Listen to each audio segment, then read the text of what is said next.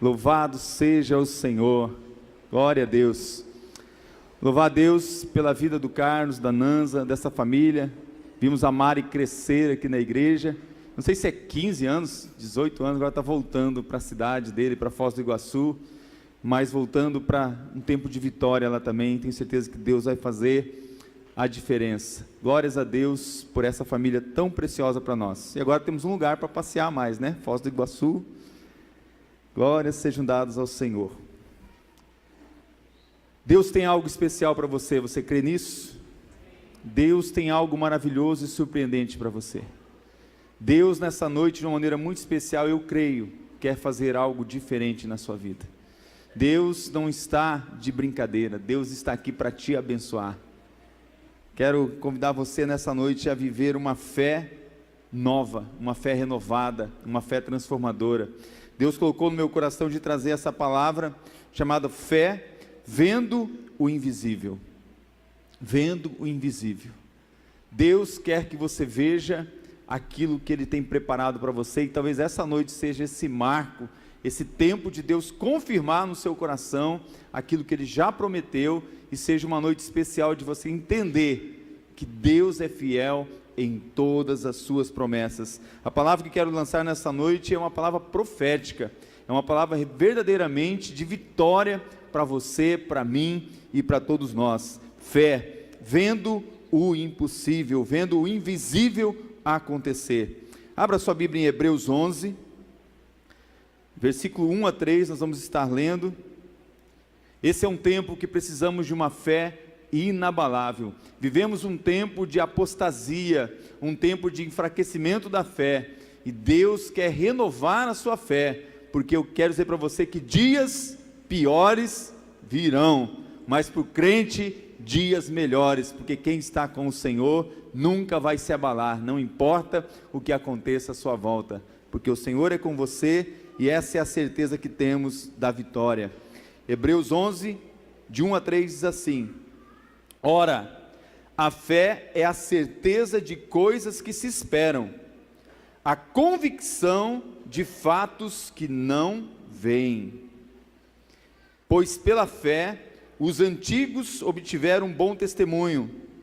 Pela fé entendemos que foi o universo formado pela palavra de Deus, de maneira que o visível veio a existir das coisas que não aparecem. Quero ler mais uma vez o versículo 3. Pela fé entendemos que foi o universo formado pela palavra de Deus, de maneira que o visível veio a existir das coisas que não aparecem. Tem coisas que ainda não apareceram na sua vida, tem coisas que você ainda não viu, mas Deus já preparou para você, e são coisas surpreendentes, maravilhosas. Creia nisso. Vendo o invisível, é difícil a gente até mensurar, poder ver algo que é invisível. Isso é só em Deus essas coisas são possíveis, pela revelação da sua palavra e pela presença do Espírito Santo de Deus. Eu não sei quantos aqui têm medo, né, de viajar de avião, quantos já viajaram de avião, quantos já fizeram uma viagem curta ou longa, mas sempre que eu penso em viagem, eu penso em algumas viagens longas que às vezes nos dão um certo temor. E eu costumo dizer assim, que viajar de avião, você tem um papel no voo. Qual que é o seu papel? Relaxar e esperar que o avião não caia, que tenha um voo tranquilo, porque você não tem o que fazer. Ali você depende acreditar que a máquina, né, que o avião está em perfeitas condições e que o piloto está preparado para aquilo ali, que o controlador de voo vai ajudar também. Então cabe a você ali relaxar, confiar, e o papel do piloto é proporcionar um voo tranquilo, confortável e principalmente seguro. Até na aviação uma linguagem diferente, eu ficava olhando, né, alguns pilotos falando, eu falei, puxa vida, tem umas coisas que eu falei, não entendi, porque que eles não falavam nunca assim, pastor, pastor, pastor, ficava falando só papa, Mike, papa não sei o que lá, e não fala pastor, porque a linguagem, né, então eu entendi que tem ali a linguagem, Bravo, Charlie, Delta, Tango, Zulu, são as letras, né, do alfabeto, mas ligadas a algo que eu não sei o porquê, mas eu não vi lá pastor, só vi papa, Delta, não sei o que lá, mas tudo bem, isso não vem ao caso. Mas com certeza, um voo de avião, Quem já fez um voo longo, você fala assim, meu Deus, se você olhar pela janela, conseguir ver alguma coisa, você só vê realmente nada, dependendo da altura que você está e se for à noite. Aí tem um mapa lá que você acompanha, se for, por exemplo, a viagem longa que eu fiz para a Ásia, aí você fica mais de 14 horas em cima do avião, depois faz uma outra, mais um tempo de 13 horas, e você fica pensando assim, meu Deus, onde que ele está agora? Aí você dá uma olhadinha no mapa, está passando em cima do mar agora. Se ele cair, o que acontece? Está em cima do mar, tão pequenininho, minúsculo. Não, agora ele está passando pelo deserto. Dependendo para onde você vai, agora está passando por cima das cordilheiras. Tranquilo, só 13 horas ali. Aí de repente acende uma luz no painel. O que foi? Senhores passageiros, coloque ali, né, o seu cinto, né? Se não for na sua língua, você fica mais desesperado. Se for uma língua árabe lá, o cara fala, você fala, meu Deus, o que ele está falando? Né? Aí fala em inglês, você tenta entender que é só para pôr o cinto, né? E fica aquela luz acesa. Aí ele fala que você vai pegar um período de turbulência. Você fala, meu Deus, como que vai ser isso? Né? E de repente o avião faz assim, Gustavo, ó, dá aquele, o que você comeu já vem parar aqui, né, na garganta. Às vezes a vida da gente é como um voo longo de avião, e você, como um cego, não consegue ver o que vai acontecer no futuro. Você depende em confiar naquilo que está sustentando você no ar, no piloto que está ali conduzindo a nave, e nas informações ali que ele está recebendo no seu painel da torre de controle. Mas você mesmo não pode fazer nada. E é nessa hora que a gente vê quanto nós somos insignificantes e não temos o controle de nada. Você não tem o controle do avião. Você não tem o controle daquela situação. E é essa hora que você vê o quanto você depende da sua fé. Eu já vi pessoas do meu lado, eu mesmo já fiz isso, né? Falando, Deus abençoa, né? Se não é minha hora ainda, né? Me dá mais um tempo ainda, quero pregar o evangelho, né? Dependendo como a coisa está complicada ali. Mas conforme você vai conhecendo um pouco mais dos voos, conhecendo de como que funcionam as coisas, você vai ficando mais tranquilo, vai confiando mais. Só que tem momentos que quando a coisa complica, e você vai passar por uma tempestade, por uma turbulência que dura muito tempo, você começa a ficar preocupado. Na vida da gente tem momentos que você passa por esses momentos, em que você não tem o controle, em que o seu dinheiro não resolve, em que a sua força física não resolve, o seu conhecimento não resolve, a sua inteligência não resolve, você depende somente de confiar e de esperar que Deus cuide de você em toda e qualquer situação. Os momentos de escuridão na vida da gente são momentos complicados também. Quem já pegou um breu, assim, um escuro muito tenebroso, você fala, se eu tivesse pelo menos uma vela, né, uma lanterna, eu poderia andar aqui. E do que você tem medo quando você vai andar num lugar muito escuro? De tropeçar, de pisar num animal peçonhento, de cair. Mas nessa vida tem momentos mais escuros que uma lanterna e uma vela, algo assim, não resolve. Por exemplo, como uma enfermidade bate à porta da sua casa, uma notícia trágica, uma tragédia assola a sua família. Essas são umas horas tenebrosas em que você fala, eu perdi o controle, eu não sei o que fazer, eu preciso de uma luz, de uma direção, porque eu estou desnorteado. Em Lucas 18, versículo 8, a palavra de Deus diz que quando o Filho do Homem vier, será que ele vai encontrar fé na terra? Será que ele vai encontrar fé na sua vida e na minha vida? Há momentos, irmãos, eu não sei se você já passou por eles, que a sua fé é provada e que você precisa exercer essa fé. E eu quero convidar você nessa noite a fazer uma viagem ou olhar para a Bíblia, para a vida de um homem chamado Jairo. Quero convidar você a abrir a sua Bíblia em Marcos capítulo 5. E eu comecei a pensar sobre esses momentos de que você não está no controle. Eu pensei na questão da viagem de avião, porque eu vejo quanto numa viagem de avião você não vê o que está acontecendo lá na frente. Você tem algumas informações, e na nossa vida não é diferente, há momentos que nós não sabemos o que vai acontecer daqui a pouco. Por exemplo, irmãos, eu posso essa semana hoje eu fiquei sabendo de mais um pastor que suicidou. Acho que nesse mês teve 3 pastores que suicidaram. O suicídio está batendo a porta e a vida de muitas pessoas. E na hora do desespero, em que a fé é abalada, às vezes as pessoas não têm no que se agarrar, não têm no que se segurar. E eu fiquei pensando sobre este homem Jairo, porque esse homem Jairo, ele parece muito com os pastores, parece muito com os homens de Deus que estão à frente de um rebanho, homens que poderiam ter uma fé inabalável em qualquer situação e não tem. Se um pastor chega ao suicídio, imagine as pessoas à sua volta, o seu rebanho, porque elas esperam que o pastor que está cuidando do rebanho seja inabalável, e não somos. Somos humanos, frágeis, fragilizados, fracos, como você. A diferença é nós sabemos em que nós vamos nos agarrar, em que nós vamos nos sustentar.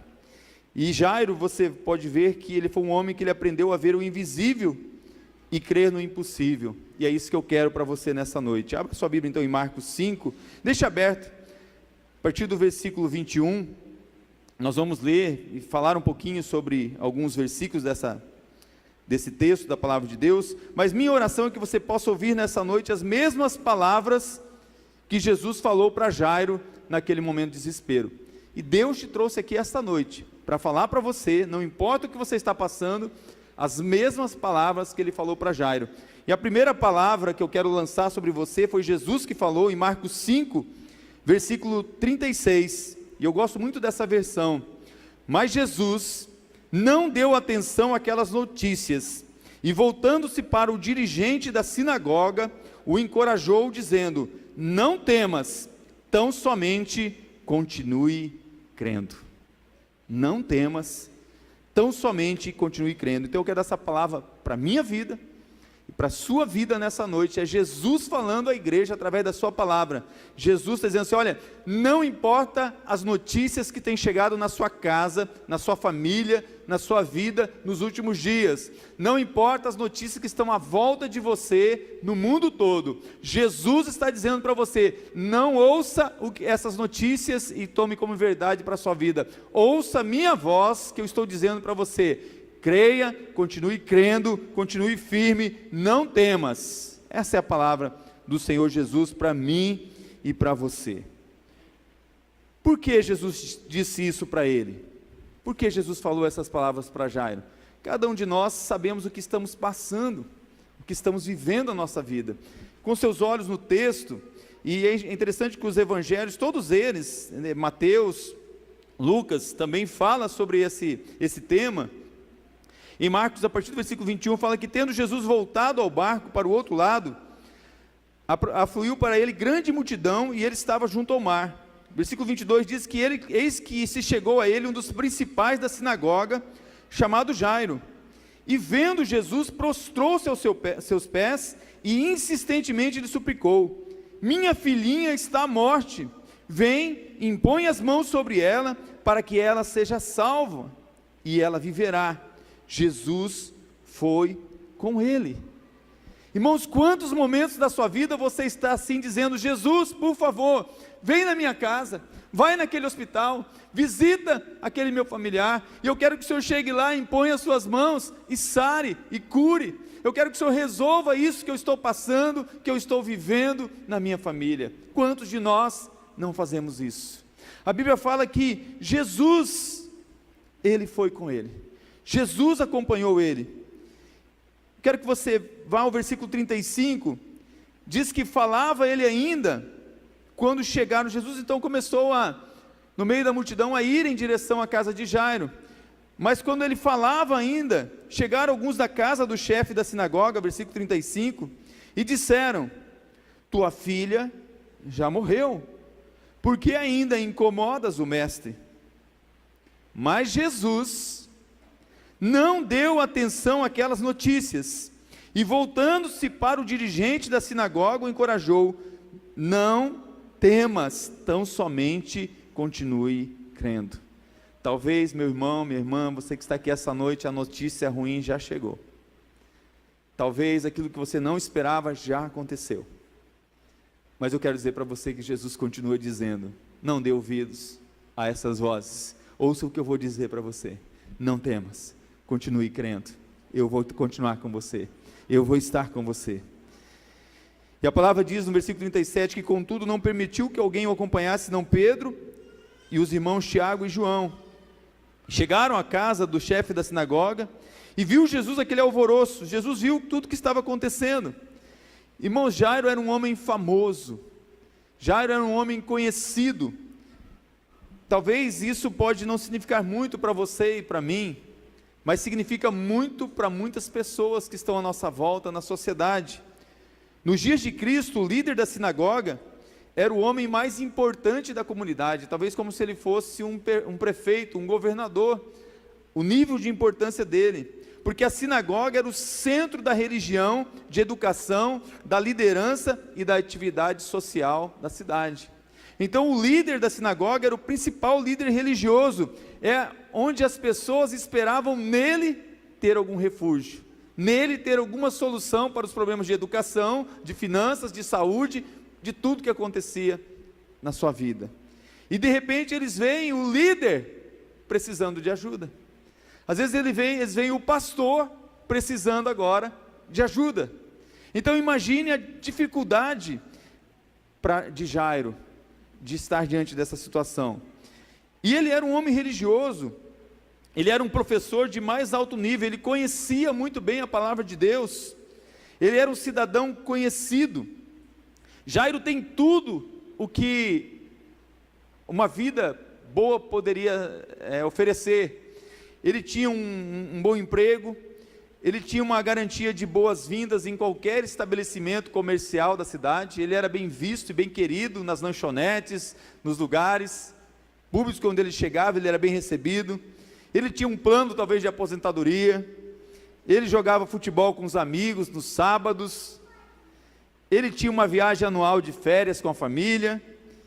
Esse texto apresenta Jairo como chefe da sinagoga, um homem culto, poderoso, com muitos títulos universitários. Jairo era um profissional inteligente, famoso, admirado e rico. Aparentemente, tinha tudo que um homem precisava ter para ser feliz. Qualquer um que olhasse para Jairo andando na rua pensaria que ele era feliz. Roupas finas, carros do ano, uma casa no melhor bairro da cidade, um bom emprego, uma empresa próspera, uma boa família, respeito, consideração, nome. Jairo era o protótipo do homem de sucesso. Mas Jairo, não é que ele não estava feliz, Jairo não era completamente feliz. Tinha um problema que assolava a sua vida, algo que incomodava e machucava o seu coração, que lhe daria tudo isso, todos os seus títulos, todo o reconhecimento, todo o seu dinheiro, só para ver a sua filha curada. Isso machucava o seu coração. A nossa sociedade nos ensinou a esconder nossos verdadeiros sentimentos. Podemos estar vivendo o pior momento da nossa vida, e quando as pessoas chegam e perguntam: tudo bem? Tudo bem, está tudo bom, está tudo tranquilo, e não está.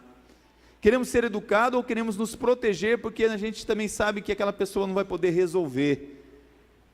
E temos medo das pessoas, às vezes, não só não resolverem, ainda nos criticar e ainda tirar pedras sobre nós. Eu me lembro que alguns anos atrás, eu fui fazer uma visita, alguém da igreja me pediu que fosse fazer uma visita para um homem. Ele já faleceu, esse homem. Era um repórter da nossa cidade, muito famoso, muito conhecido por nós. Quando eu cheguei naquele apartamento, de cara eu já vi que eu o conhecia. E quando eu comecei a falar com ele, e quando eu fiz a primeira oração, ele desandou a chorar, e eu falei assim: mas por que você está sozinho? Você não tem família? Ele falou: não, a minha família, ninguém sabe que eu tenho AIDS.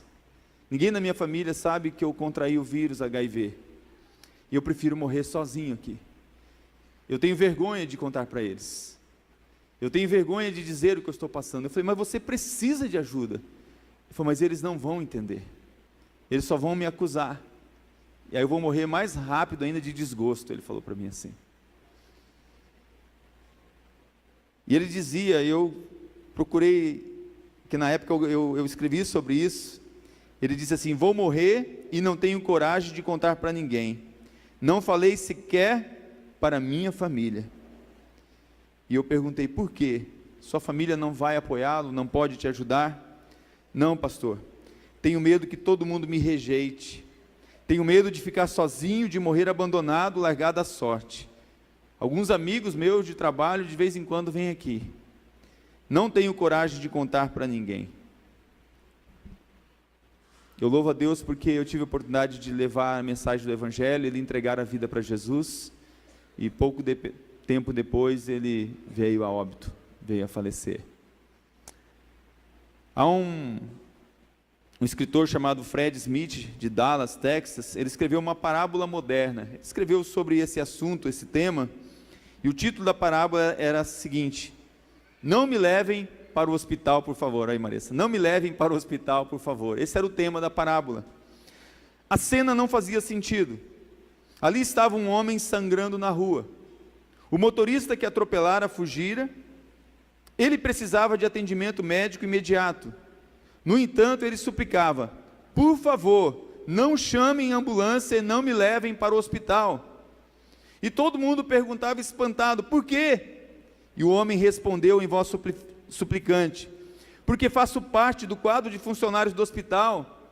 Seria embaraçoso eu, que ajudo todo mundo, chegar lá nesse estado. Jamais fiquei desse jeito, sujo, sangrando. Eles sempre me veem limpo e cuidando de outras pessoas. Eles não podem me ver machucado. Eles sempre me viram sadio. Olhem para mim agora. Mas o hospital é para pessoas como você. Não podemos chamar ambulância para você? Não, por favor, eu fiz um curso de segurança para os pedestres e o instrutor me criticaria por ter sido atropelado. Mas quem se incomoda com o que o instrutor pensa? Você precisa de ajuda de tratamento. Há também outras razões. A encarregada de admissões lá do hospital ficaria aborrecida comigo. Mas por que ela ficaria aborrecida com você? Ela sempre se aborrece quando a pessoa a ser admitida não tem tudo que é necessário para preencher o registro. Eu nem vi quem me atropelou e não sei nem a marca do carro, nem a placa do carro. Ela não compreenderia. Ela faz questão de todos os detalhes. Pior ainda, não tenho comigo meu cartão de seguro médico. Que diferença isso faz?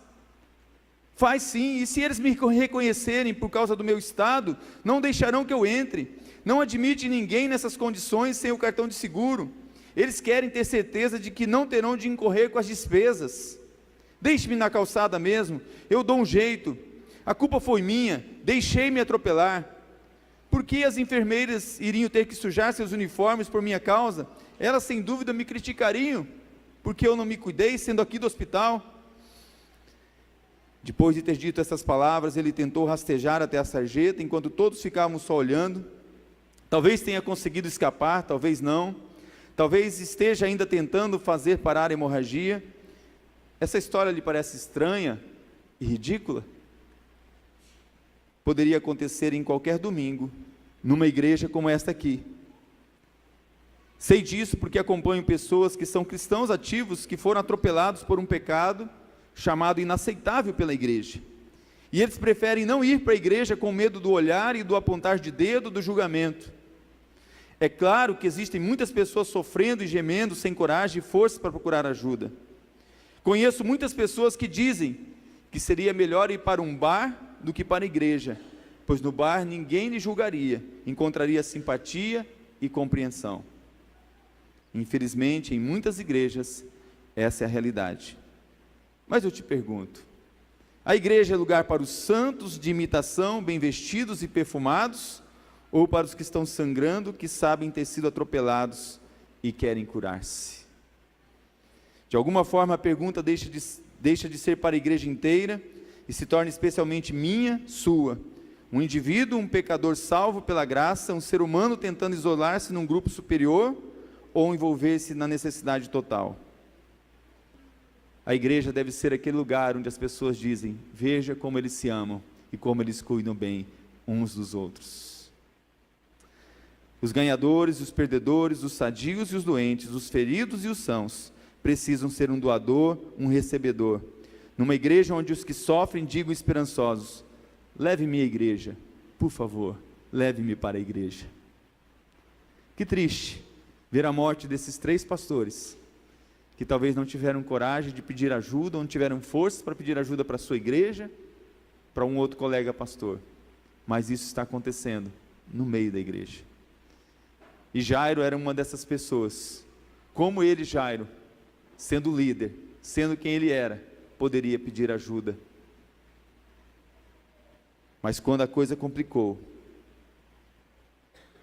Jairo viu que não tinha mais jeito.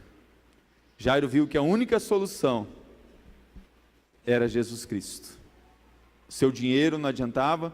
Os médicos talvez chegaram para Jairo e falaram assim: Jairo, para de gastar o seu dinheiro, sua filha está condenada. Sabe aquelas palavras que alguns médicos usam? Ó, está desenganada, não tem mais o que fazer, não tem mais o que fazer. Só que Jairo ouviu falar que Jesus Cristo estava naquela região, que Jesus Cristo dava vista aos cegos, ele fazia o coxo andar, que Jesus Cristo fazia milagres, operava maravilhas, e ele falou: eu preciso ir me encontrar com Jesus Cristo, eu preciso me encontrar com Ele. Quando chega esses momentos tenebrosos na nossa vida, a gente fica desorientado. Você já ficou desorientado na sua vida? Talvez você esteja passando por isso. Alguém aqui já perdeu um filho? Minha mãe perdeu um filho de 12 anos. Alguém já perdeu o esposo, a esposa, a mãe, o pai, alguém que você ama? Tem alguém que você ama e está sofrendo num leito de hospital? Tem alguém que precisa de um milagre? O famoso chefe da sinagoga voltou triste para casa com a notícia que não tinha cura para sua filha.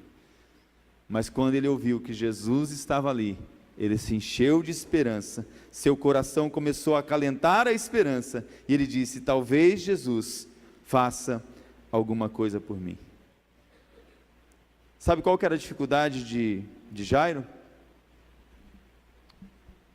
Como ele ia procurar Jesus, sendo ele o líder, alguém que estimado pela sociedade, alguém que ensinava a sociedade, sendo que quem procurava Jesus eram as prostitutas, os marginais, os ladrões, os cegos, os leprosos, os bêbados, os viciados, os homossexuais, gente rejeitada pela sociedade, gente pobre, miserável, inculta, gente que não podia ter nada nessa vida.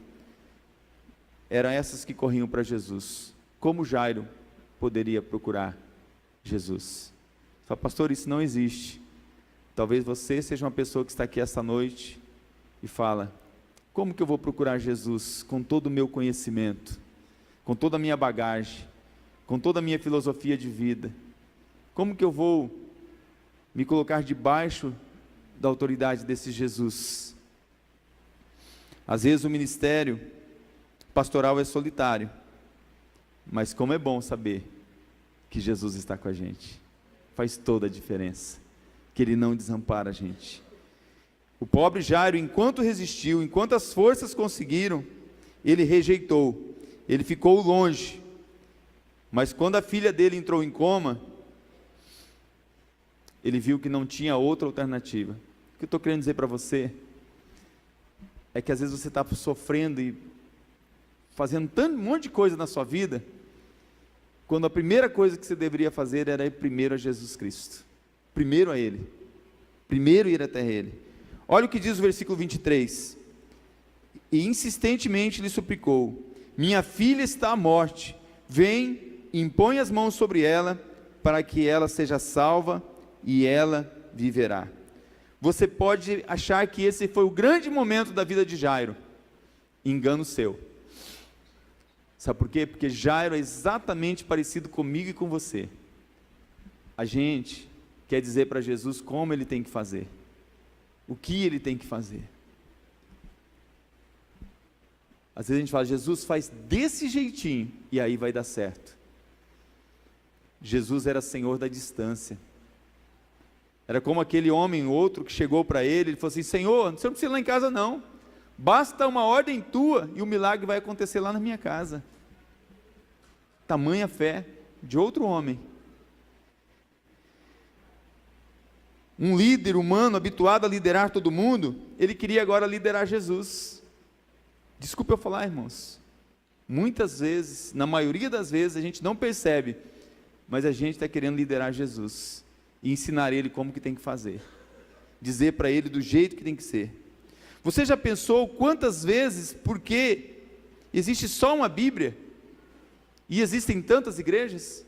Já parou para pensar sobre isso? É porque cada pessoa quer interpretar a Bíblia de um jeito e dizer que é do seu jeito e não é do jeito que Jesus disse.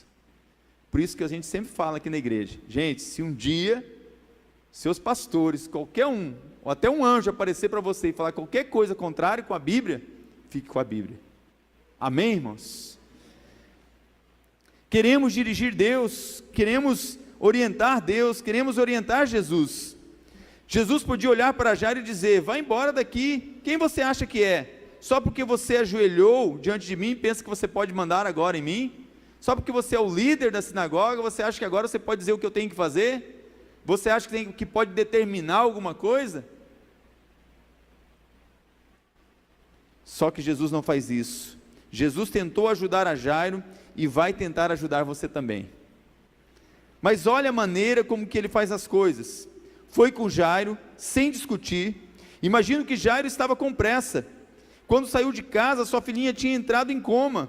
Mas Jesus parecia não ter pressa. Enquanto andava, atendia as necessidades dos que encontravam no seu caminho. Jairo não podia entender e começava a ficar desesperado. É muito parecido, eu vou defender agora um pouco os médicos, quando você vai para um hospital e você quer que o médico atenda só você, mas lá no hospital ele está lotado, e ele vai numa sala e corre aqui, atende um ali, atende outro ali, e ele corre lá para te ver, e às vezes ele demora um pouco para vir onde você está. E Jesus é assim, ele vai dando atenção para quem está à sua volta, ele se importa com todo mundo, e ele é Senhor do tempo, e ele está no controle do tempo. Você gostou dessa, né, Fábio? Você vai defender os médicos? É verdade, mas fora que esse outro médico, né? Tem uns que não é assim não, né? Mas é verdade, às vezes a gente quer toda a atenção só para a gente, e tem que ser na nossa hora, do nosso jeito. Jairo podia dizer assim: Senhor, tu não entendes meu problema, todas essas pessoas podem esperar, eu sou o líder da sinagoga, o senhor tem que ir lá agora me atender, eu sou importante, olha, se o senhor quiser eu pago mais que os outros, olha, se o senhor quiser, o meu plano é particular, olha, se o senhor quiser eu pago dobrado, Senhor Jesus, olha, se o senhor for comigo eu vou dar o senhor não vai mais andar a pé aqui por aqui, eu vou cuidar do senhor. Jairo não fez isso. Jairo se prostrou diante de Jesus, Jairo se prostrou diante dele. Só que tem uma coisa maravilhosa que a gente vê aqui, porque o Jairo que vemos nessa história, ele não é um líder cívico de visão clara, vestido num belo terno, de cabelo bem penteado, ao contrário, ele é um homem que nessa hora de necessidade ele se torna humilde, ele se prostra, ele larga a mão de todos os títulos dele para saber: eu sou um homem pobre, cego e nu, eu não tenho nada para te oferecer, eu preciso da sua ajuda. Irmãos, nosso dinheiro, o que nós temos, Deus dá para a gente usar para ser bênção na nossa vida, mas tem horas que você vai ver que o nosso único e suficiente recurso é Jesus Cristo, porque é Ele que vai te dar dinheiro, é Ele que vai te dar um recurso, é Ele que vai cuidar de você, e é Ele que vai fazer o milagre. Ele caiu aos pés de Jesus e lhe implorou instantemente: minha filhinha está morrendo, vem por favor, e impõe as suas mãos. Mas ele não barganha com Jesus, ele se humilha diante de Jesus. Só que chega uma notícia, irmãos: sua filha morreu, não precisa mais incomodar o mestre. Marcos 5,35. segura na cadeira agora aí, porque essa aqui é a chave do que eu queria falar para você nessa noite. É aqui que a história ganha ação. Sabe quando o milagre acontece, irmãos? Quando você para de guiar Jesus e dizer para Ele o que tem que fazer, e Jesus começa a guiar você, Jesus começa a conduzir você. Jesus deixa de ser guiado por Jairo e ele passa a liderá-lo.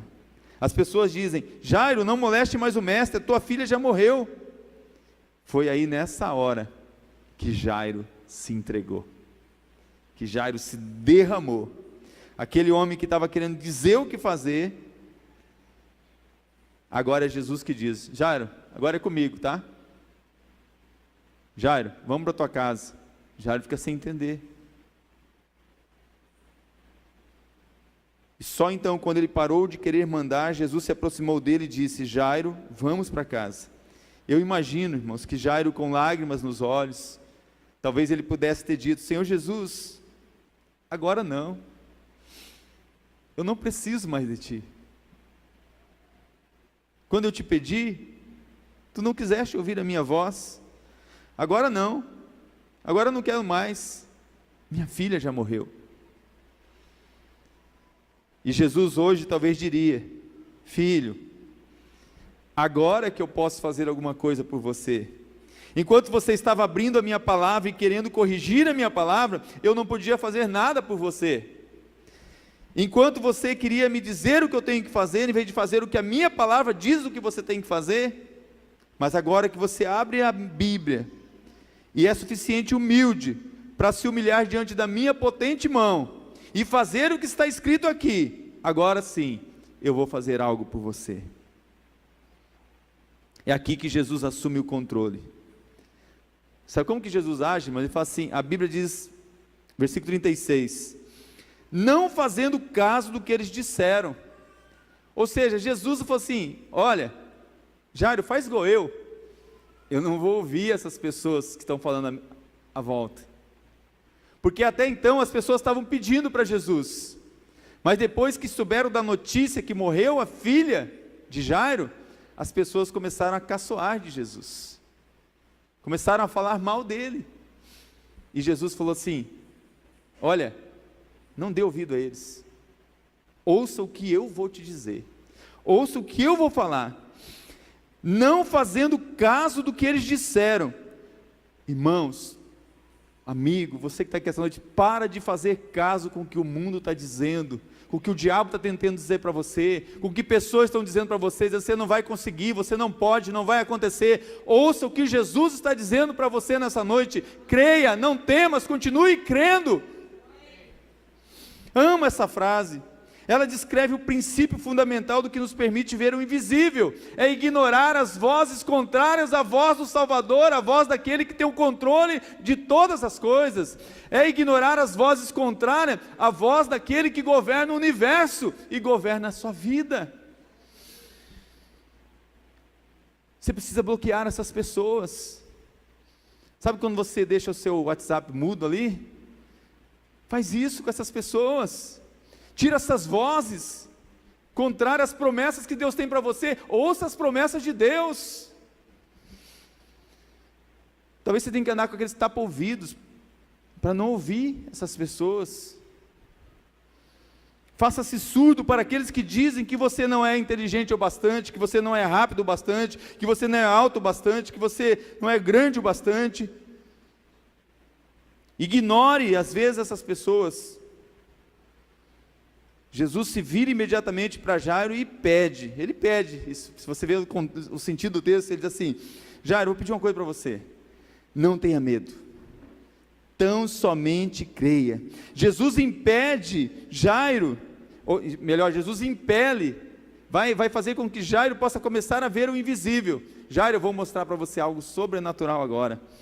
Quando Jesus diz tão somente creia, Ele está dizendo: olha, não há limites para aquilo que eu posso fazer, aquilo que eu faço no céu, eu posso fazer acontecer aqui na terra, aquilo que você vê aqui na terra, é ainda coisas que vão acontecer ainda no céu.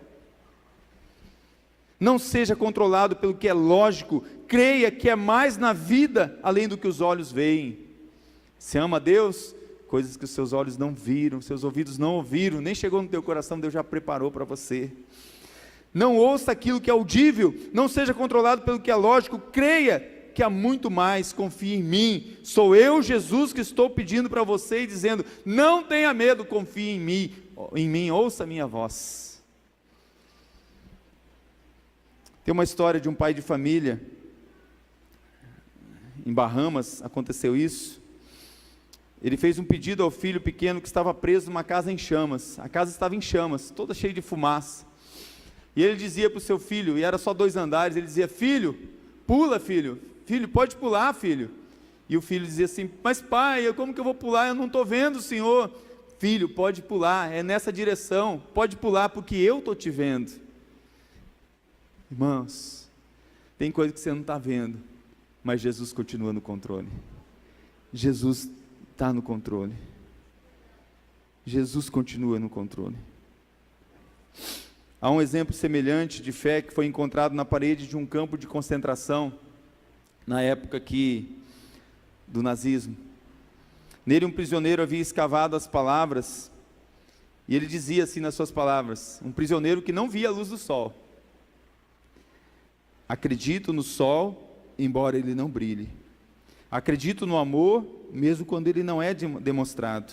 Acredito em Deus, mesmo quando ele não fala comigo. As pessoas tentavam imaginar a pessoa que entalhou essas palavras.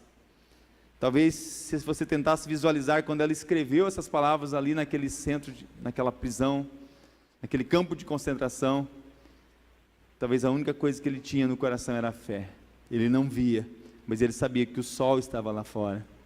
Eu quero dizer para você que tem lutado, que tem esperado, o sol da justiça vai brilhar, e ele vai trazer cura nas suas asas. É promessa do Senhor, é promessa para você. Como Paulo escreveu em 2 Coríntios 4,18, assim fixamos os olhos não naquilo que se vê, mas no que não se vê, pois o que se vê é transitório, mas o que não se vê é eterno. Jesus está dizendo para Jairo: creia, não temas. E em Marcos 5,39, Jesus chega e há chamadas carpideiras, né, as mulheres que ficavam lá chorando, Jesus tira todas elas para fora. Aí Jesus chega e fala assim: por que todo esse alvoroço e lamento? A criança não está morta, mas dorme. Eu gostei muito, o pastor Christian falou domingo passado pregando, o crente não morre, o crente só muda de endereço. Então Jesus está dizendo: olha, não está morta, ela só dorme. E essa não é uma pergunta retórica, é uma pergunta sincera, porque do seu ponto de vista a menina não está morta, ela só está dormindo, porque do ponto de vista de Deus o crente nunca morre. Você entende isso, irmãos? Jesus continua no controle da vida e da morte, mas para exercer a fé daquelas pessoas, Jesus chega e fala a palavra de ordem. Eu gosto muito de uma tradução que ele fala, Talita come, ou seja, ele fala assim, filhinha. Ele usa uma palavra carinhosa, filhinha. Sabe por quê? Porque ele está dizendo assim: o seu Abba Pai chegou, o Abba Pai está aqui, Jesus está aqui. Porque todo esse alvoroço, porque todo esse lamento? E as pessoas começam a rir de Jesus, você vai ver no versículo 40. Mas ele, porém, ordenou que eles saíssem. Irmãos, não deixe ninguém ficar zombando do teu Deus. Digo, meu Deus é maior do que qualquer zombaria. Você não precisa defender ele, mas você não precisa ficar ouvindo aqueles que ficam caçoando do teu Deus. Da mesma forma, Deus está no controle de tudo. Anote isso que eu vou te falar. Deus sabe que você e eu somos cegos quanto ao futuro. Ele sabe que viver por fé e não pelo que se vê não é algo que podemos fazer naturalmente. E creio que é um bom motivo pelo qual ele tenha ressuscitado a filha de Jairo. Não por causa dela, pois ela estaria bem melhor no céu, mas por amor a nós, para nos ensinar que o céu, que você não vê ainda, é ainda o lugar onde você vai morar eternamente. Você só está de passagem aqui. Deus já preparou um lugar eterno. Te pergunto nessa noite, está você esperando um favor de Deus? E tem a impressão de que Deus está demorando? Você pode pensar: eu não tenho importância, Ele não se importa comigo. Por que Jesus ia olhar para mim e se preocupar comigo? Eu não sou como Jairo, nem sou um líder da sinagoga, não tenho tanto conhecimento, nem sei falar como Jairo, nem sei me ajoelhar como Jairo, nem sei orar como Jairo, porque você sabe que tem gente que sabe orar, e tem gente que acha que não sabe orar. Mas a oração que Jesus ouve, não são orações de palavras, são orações do coração. Eu quero terminar, já quero chamar o pessoal do louvor. dizendo para você que talvez você possa pensar que Jesus não entende você, que Jesus não se preocupa com você. Talvez você venha numa igreja com tanta gente aqui presente hoje, e você fala assim, talvez tem gente precisando mais do que eu, talvez tenha alguma pessoa aqui como Jairo, que a filha está morrendo. Eu quero dizer para você que o Senhor Jesus não despreza nenhum dos seus filhos. A sua dor é a sua dor, Ele conhece. É importante você olhar nesse texto, volte seus olhos alguns versículos atrás, porque no meio que Jesus está indo para a casa de Jairo, para realizar esse milagre, para levantar aquela menina daquele leito. Aconteceu, versículo 25 diz assim, aconteceu que certa mulher, que havia 12 anos, que vinha sofrendo de uma hemorragia, e muito padecera a mão de vários médicos, tendo despendido tudo quanto possuía, sem contudo nada aproveitar, antes pelo contrário, de indo mal a pior, tendo ouvido a fama de Jesus, vindo por trás dele, por entre a multidão, tocou-lhe a veste, porque dizia, se eu apenas lhe tocar as vestes, ficarei curada. Por que eu falei de Jairo, e agora estou falando dessa mulher do fluxo de sangue? Porque Jesus, Ele não se preocupa com uma pessoa, Ele se preocupa com cada uma das pessoas. E que você abaixar a sua cabeça, curvar-se a sua fronte. O que toca Jesus é o que toca o coração dele. Sabe o que toca o coração de Jesus? É ouvir os seus filhos dizendo, eu preciso da sua ajuda, eu preciso de ti. Tem filho que sabe pronunciar melhor as palavras, tem filho que é mais articulado, tem filho que é como Jairo, tem filho que sabe chorar, se prostrar, dizer, abrir o coração. Mas tem filho que não tem palavras e muitas vezes não sabe como falar. Tem filho que às vezes nem se acha digno, e as pessoas também dizem que você não é digno. Acontece isso. Aquela mulher do fluxo de sangue não podia nem estar no meio da sociedade, mas ela falou, Jesus vai passar aqui, e no meio dessa multidão, se eu ao menos tocar na orla das suas vestes, se eu ao menos tocar no seu manto, eu serei curado, eu serei curado.